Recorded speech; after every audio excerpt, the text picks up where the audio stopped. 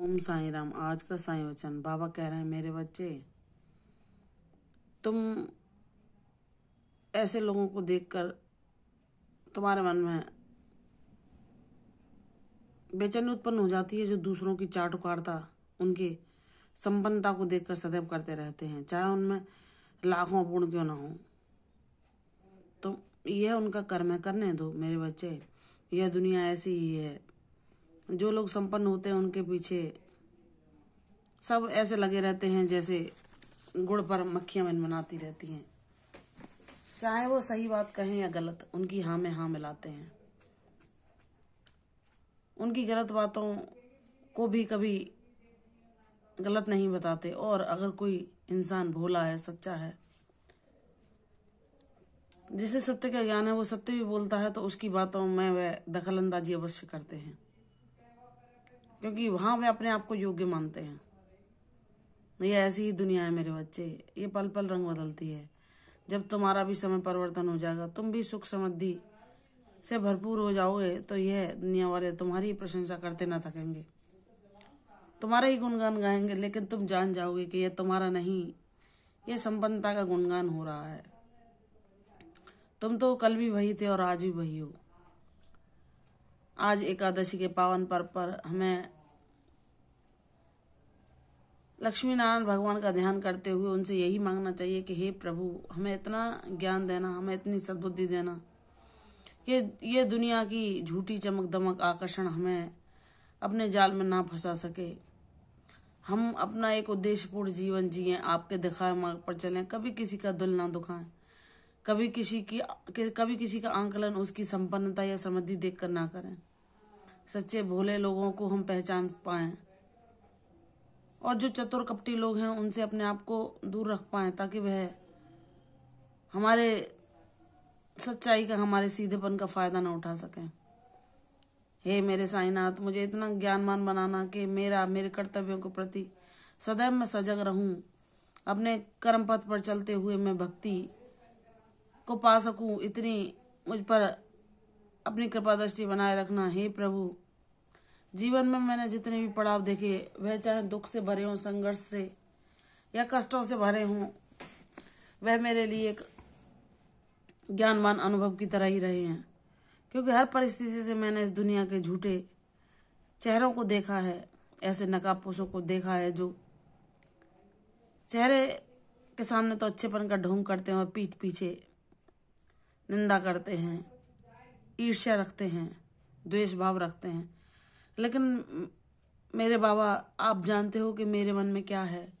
मैं जैसा ऊपर किसी के लिए भाव रखता हूँ, वही मेरे अंतकरण में है। मैं कभी किसी के लिए ना बुरा चाहा है ना चाहूँ। इतनी आशीर्वाद मुझे देना। मैं अपने जो मुझसे ईर्ष्या रखते हैं उनके लिए भी आपसे सद्बुद्धि ही मांगू।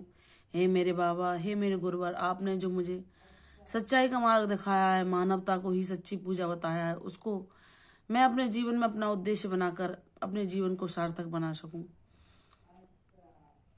हे मेरे बाबा, मुझे किसी के व्यवहार से, किसी की गलतियों से कुछ लेना देना नहीं, किसी के पाखंड से, किसी की अवगुणों से मैं कभी प्रभावित ना हूं।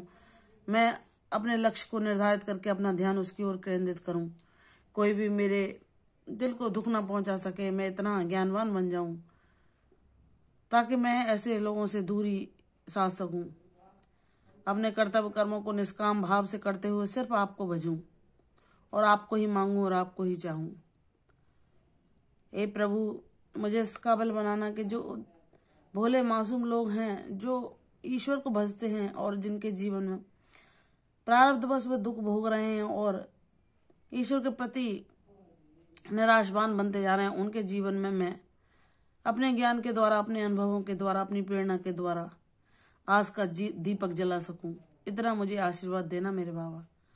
बाबा कहते हैं, मेरे बच्चे, जब कोई बच्चा अपना जीवन भगवान के चरणों में समर्पित कर देता है, उनकी ऊपर ही सब कुछ छोड़कर निर्भय हो जाता है, सारी चिंताओं का त्याग कर देता है और सदैव दूसरों के हित के लिए चिंतित रहता है, मानवता की भलाई के लिए हर संभव प्रयास करता है, तो मेरे बच्चे, वह मेरी प्रसन्नता, मेरी कृपा अवश्य पाता है।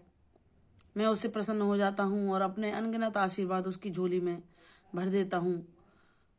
मैं मानता हूँ कि तुम्हें जीवन में अनेक कष्टों संघर्षों का सामना किया है, लेकिन वह तुम्हें तराशने के लिए हुआ था। अब तुम वह जान चुके हो जो जिसे मैं चाहता था कि तुम जानो, और अपने अनुभवों के द्वारा ज्ञानवान बनो। मेरे बच्चे, तुम वह स्वतंत्रता पा सकोगे जो तुम चाहते हो। तुम इतने संपन्न होगे कि तुम अपने निर्णय को लेने में समर्थ हो सकोगे। मैं तुम्हें स्वाभिमान सहित सम्मान वाला जीवन दिलवाऊंगा, जिसमें तुम स्वयं आत्मनिर्भर बनकर जो तुम करना चाहते हो, जो तुम्हारी इच्छाएं हैं, सबकी भलाई करना, उसको करने में स्वयं को सामर्थ्यवान पा सको। मेरे बच्चे, तुम्हारे जीवन में जो भी कष्ट और परेशानियां चल रही हैं, सिर्फ थोड़े समय सब्र और धारण करो, और यह सब स्वतः ही धीरे धीरे तुम्हारे जीवन से दूर होती चली जाएंगी। मुझ पर विश्वास करो और नाम जाप करते रहो, तुम्हारा कल्याण होगा। तुम एक उस पुष्प की तरह महकोगे जिसकी सुगंध से और लोगों को भी सुकून, आनंद और प्रसन्नता मिलेगी। तुम्हारा जीवन एक उद्देश्यपूर्ण जीवन है, इसका तुम्हें शीघ्र ज्ञान हो जाएगा।